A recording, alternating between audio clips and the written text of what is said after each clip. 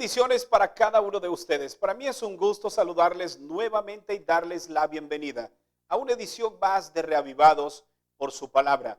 Hoy meditaremos en el capítulo número 11 del libro de Mateo. En una celda fría, solo, se encuentra Juan esperando su sentencia. De pronto dos guardias pasan frente a él conversando acerca de un hombre que está revolucionando todas las aldeas donde él visita. Su nombre es Jesús. En ese momento, los ojos de Juan brillan, su corazón palpita, la esperanza vuelve a él. Entonces llama a dos de sus discípulos para que le hagan una pregunta a Jesús. ¿Cuál fue esa pregunta? Es una pregunta muy interesante. Descubramos cuál es y las lecciones que nos deja el mensaje de este día. Leamos los versículos 1 al 3 del capítulo de hoy. Cuando Jesús terminó de dar estas instrucciones a sus 12 discípulos, se fue de allí a enseñar y a predicar en las ciudades con ellos. Cuando Juan, que estaba en la cárcel, oyó los hechos de Cristo, lo envió a dos de sus discípulos a preguntarle: ¿eres tú el que había de venir o hemos de esperar a otro? Sabes que esta pregunta es muy interesante y debemos analizarla, porque aparentemente Juan no tiene claro quién era Jesús. Recordemos que él fue el que bautizó a Jesús. Él preparó el camino para la venida de Jesús. Él fue el que habló de Jesús. La duda había saltado la mente de Juan. Su corazón estaba en ese momento teniendo algunos sentimientos negativos en torno al ministerio de Jesús. Estaba dudando si realmente era él. Pero lo que realmente Juan estaba preguntando era si el Mesías que había llegado era el tipo de Mesías que realmente estaban esperando. Si esto te sorprende, la respuesta de Jesús te sorprenderá mucho más. Nota lo que declara el versículo 4. Jesús respondió: id y contad a Juan las cosas que oís y veis. Notemos algo interesante.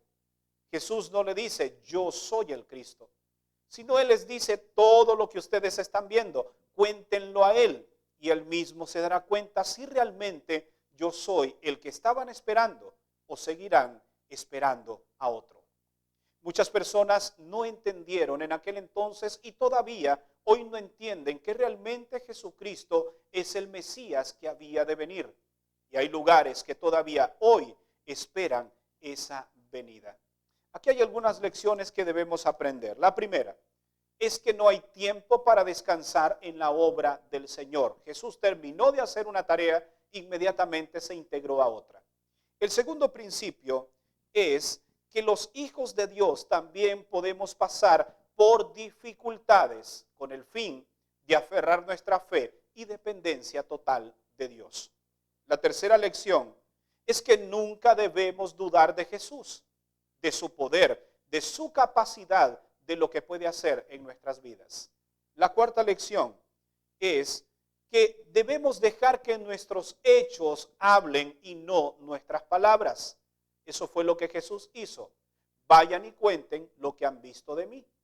Jesús no habló mucho, hizo bastante, hizo mucho y habló muy poco.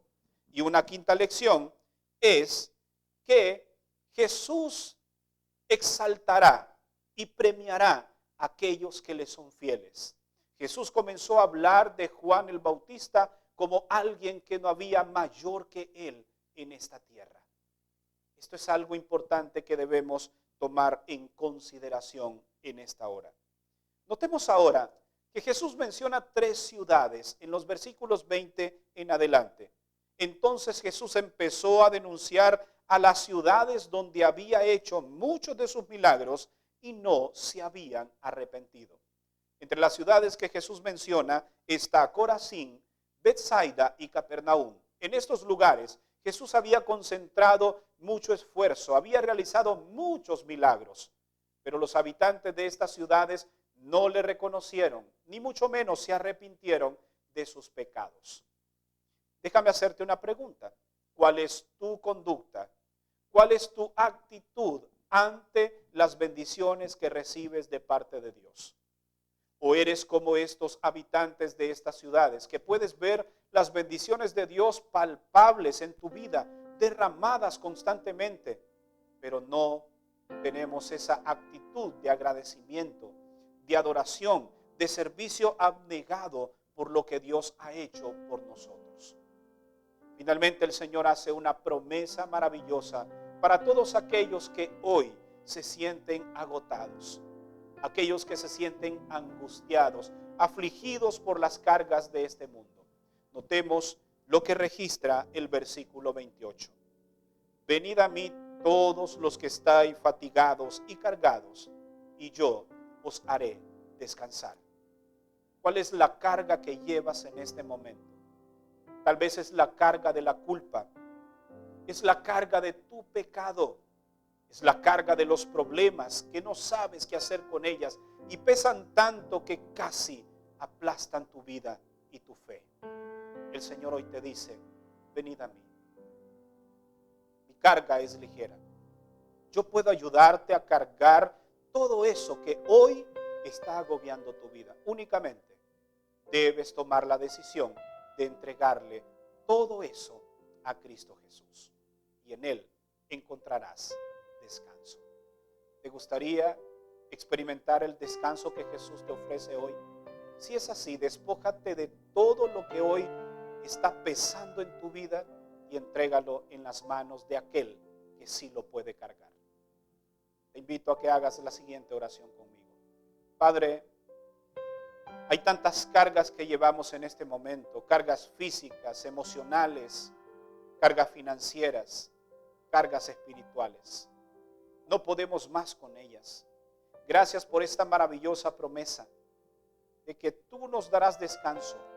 Hoy queremos despojarnos y echar toda nuestra ansiedad sobre ti para poder tener descanso en tu nombre. Gracias por esa linda promesa. Hoy nos despojamos de todo y lo entregamos a ti. En el nombre de Jesús. Amén. Gracias por habernos acompañado en la meditación de este día. Recuerda que mañana estaremos nuevamente aquí para una edición más de Reavivados por su palabra. Que Dios te bendiga.